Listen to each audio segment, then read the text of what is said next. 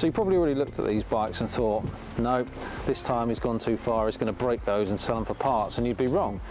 This bike I bought and then realised it had its own civilization of mice in it, and I was going to restore it, but then I found it was a little bit too far gone, so I thought, well, maybe that was too easy, maybe I should make life a bit harder for myself and put all of the gubbins and the bodywork of this inside the later model. But no, decided I wasn't going to stop there. So I've decided that I'm going to combine the best usable bits of both of these bikes and build something a little bit special. I'm actually going for a Max Biaggi replica, so you can guess which one I'm going to go for. So yeah, I invite you to join me on this journey as you did last time. I might have bitten off a bit more than I can chew, especially because of the state that both of these bikes are in. They've been really neglected, so so stick with me. The first thing I'm going to do is strip them down and see what we've actually got to work with.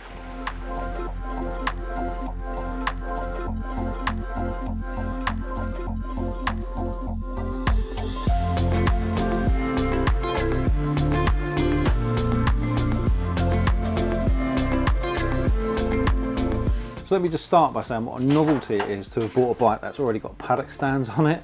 That was definitely a win for me. And the reason I bought this bike in here first is because this is going to be the chassis that I use. It's actually a 2008 bike, still a two-stroke, still a Rotax 123, same as the other one, but obviously there's some subtle differences between the two. I want to keep the radial brakes, possibly use the wheels. I'm going to keep the front suspension, rear suspension, footrests, everything like that is going to go. The main difference between these two is that the front and rear subframe are slightly different, so I'm going to have to change those out and figure out a way of mounting the digital clocks to the older style front subframe. The rear subframe's got to come off, which probably means I won't be able to use the existing oil tank. I'll have to use the old style oil tank.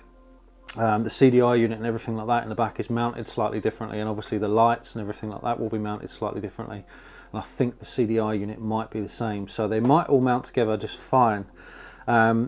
But I'm going to strip the bike down, I'm going to take a look at the engines, I'm going to compression test them both because I probably will rebuild them both anyway, one for the bike, one for a spare or to sell separately. And then make a list of parts to put on the bike. I've already got some really trick bits on order, stuff that you guys haven't seen yet, so I'm really excited about this. So you've got to stay tuned and bear with me because I'm a little bit out of my comfort zone with this one, I think. So yeah, stay tuned. One easy job. One of those stupidly awkward jobs ever is taking this off. Why on earth that's done like that is beyond me, but you know, so whilst it's unlikely that any of this stuff will actually fit back in the same place, I've made a bit of a note as to where everything goes. I want to make sure that I can run the cables back up as close to where they are at the moment. Just save me a lot of hassle later on if I make a note of it all now. So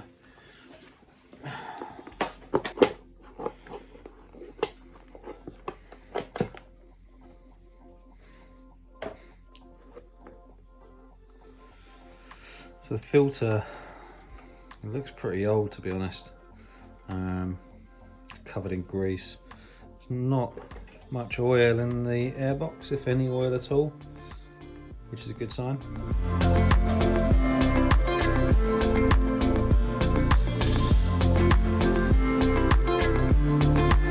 Can't see any sensible way of getting all of this crap back through here and out of the subframe without having to remove this, which is a bit annoying. So probably just drop that down and then feed everything back through, and then I can leave all that in there, just drain the oil out.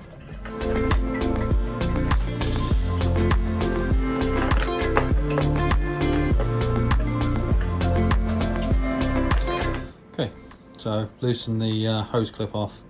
I've just taken the airbox out, so not really a lot else to take off of there. I've just got to disconnect the oil and drain that tank, otherwise that's going to leak everywhere.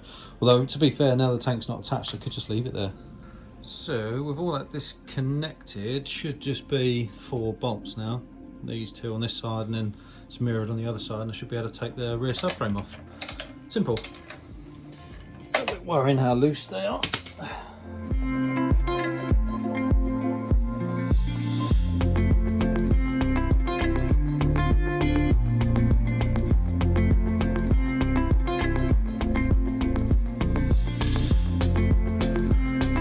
Right, so got no rear subframe.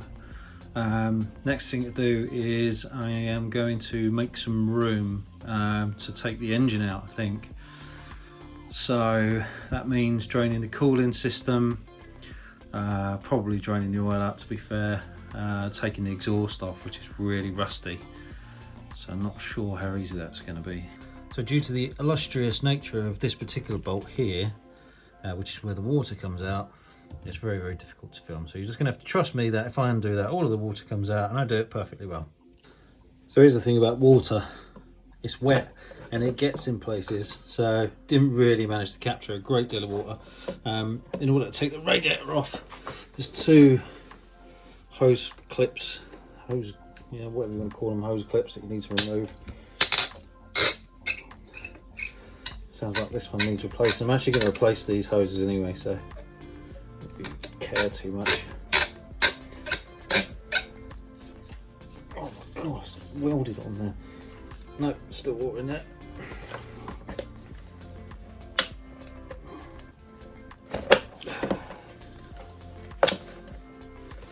Although most of it seemed to be in the pipe. Something that isn't a great sign, to be honest with you, that there is oil or oil residue in there by the looks of it, which is not good for the engine. So at this point, the only thing holding the radiator on is this bolt here. It's actually just resting in like a little cradle underneath. Annoyingly, with this bike, you can't seem to get to it without that. So in theory, the rad should just lift out. This one's pretty knackered, so I'm going to replace that with a cool alloy one, I think. You've got, can't be the standard spring, surely. Oh, they're a garden deck chair. Not exactly holding the exhaust on properly.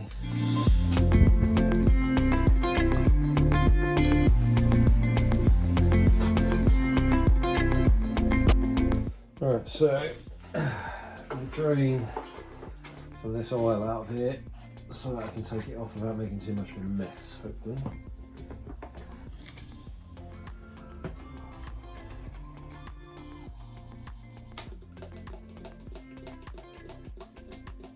So these are R-clip type fasteners. You need a special tool to be able to put them on and take them off without damaging them. I'm actually not bothered about damaging these because I'm going to fit new ones anyway. So I'm just going to pop both of these off.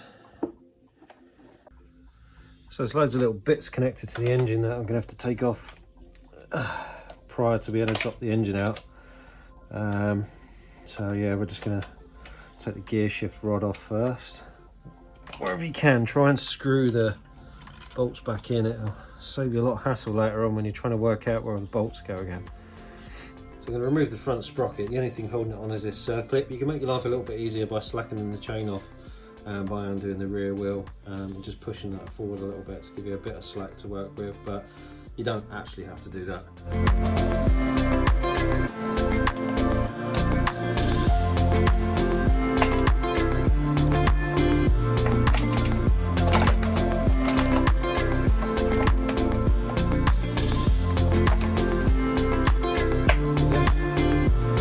Simple.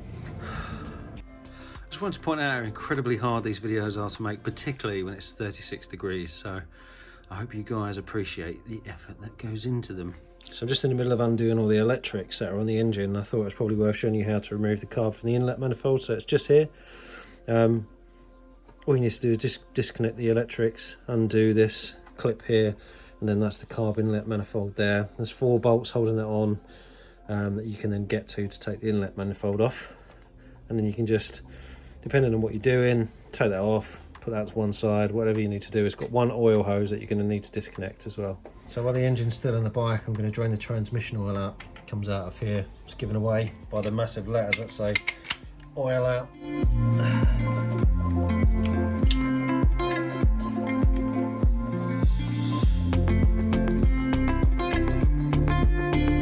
Whilst the gear oil is draining out, I'm going to undo the clutch. So just have to undo this. I've made myself a little tool actually. I just cut this off of something the other day, and it fits perfectly into here. You wouldn't believe the amount of people that try and use a screwdriver to undo this. They're only like a rubbery plastic, so they're really easy to break. They've got a little seal on them as well, you've got to be careful of. And I don't know if you guys can see that from there, but just inside there is the end of the clutch cable, which you need to prise off using a screwdriver, so I'm going to get at that now. Okay, next job is to undo this bolt to disconnect these earth wires, and then really you need to refit the bolt, because again, you don't want to lose that, ideally. Okay, next is the starter motor. So it's just one bolt on here behind a rubber boot. So depending on what you're doing, you might either want to disconnect the two oil lines and leave the pump in, or just take the pump out. Now, I don't need the pump in for the rebuild of the engine, so to save messing around with these two, which are quite fiddly to put back on, I've just undone the two bolts here and here, and the whole oil pump comes out. Now, what you want to do is make sure that you wrap that in something, because it's quite fragile and you don't want to break it. So and then I'm just going to go ahead and put the two bolts back in. So I'm nearly ready to take the engine out. I've suspended the bike. I've taken all of the weight off of the rear swinging arm, because you have to undo the linkage. So the rear suspension linkage is here. I'm just going to undo that. It's a 19mm socket.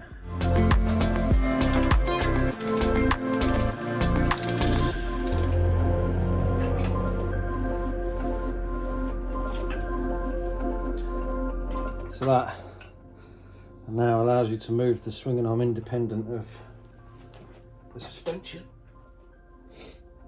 So with some persuasion, I've managed to get this on, and now we just need to loosen this off. Again, 19mm.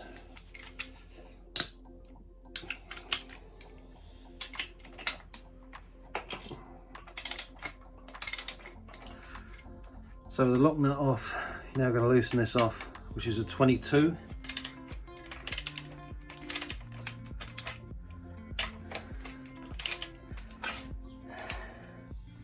Try and avoid taking this all the way out if you can, because ideally you don't want to take the swinging arm out. Next you're going to need an 8mm Allen, which is going to fit in there. You don't need to withdraw this bolt all the way unless you want to take the swinging arm out. The problem with taking the swinging arm out on these bikes is they're usually very snug. So getting them back in can be an issue. So if you can avoid taking it out, avoid taking it out, is my advice. Next up, you're going to need to loosen but not remove these upper and lower engine mount bolts.